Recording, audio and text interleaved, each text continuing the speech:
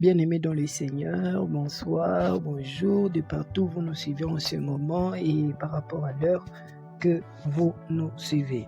Mon exhortation d'aujourd'hui ou du moment où vous êtes en train de suivre portera sur un petit thème qui est la prière et le jeûne. Nous allons lire dans le livre de Matthieu 17, 21, la Bible est en train de dire « Mais cette sorte de demande ne sort que par la prière et par le jeûne. » C'est pourquoi avant d'aller plus loin, je vais définir la prière comme étant un moment de partage entre l'homme et son Dieu. C'est pourquoi je voudrais attacher une vérité liée à cette définition. Il n'y a jamais eu de prières qui ne produisent pas des effets, au moins de personnes qui ne sont pas disposées le moment de la prière.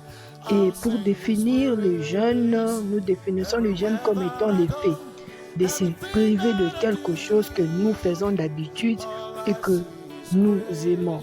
Mais également, je veux lier cette définition à une vérité ou une pensée qui dit à chaque fois qu'un homme jeûne, il rend son esprit fort et sensible à Dieu.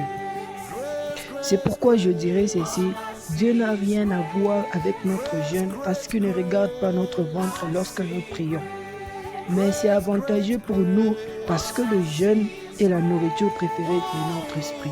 Il y a des niveaux, des dimensions.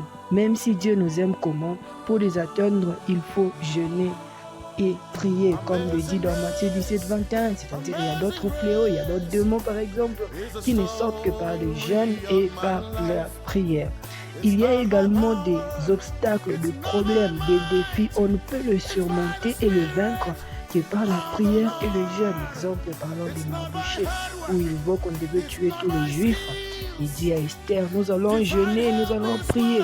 C'est-à-dire, il y a des défis, il y a des problèmes dans notre vie. Nous ne pourrons le vaincre et le surmonter que par le jeûne et la prière. Le jeûne rend notre esprit fort et sensible comme nous l'avons dit et la prière nous donne une bonne communion avec notre Dieu. C'est-à-dire la prière rend notre intimité, notre communion avec Dieu agréable et très bonne.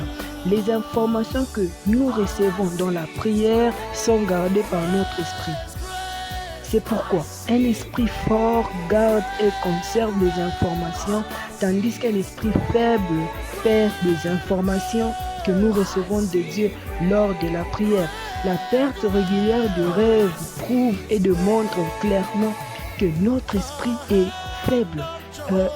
Faites avec moi cette analyse. Si vous avez l'habitude de perdre vos rêves, vous avez l'habitude de perdre vos songes, alors sachez bien que votre esprit est très faible pour conserver le plus longtemps que possible vos rêves, c'est-à-dire le message que Dieu vous transmet à travers le rêve.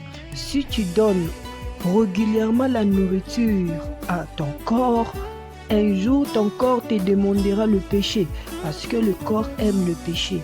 Mais si tu nourris régulièrement ton esprit, avec le jeûne, un jour ton esprit te demandera la sainteté, parce que l'esprit aime la sainteté.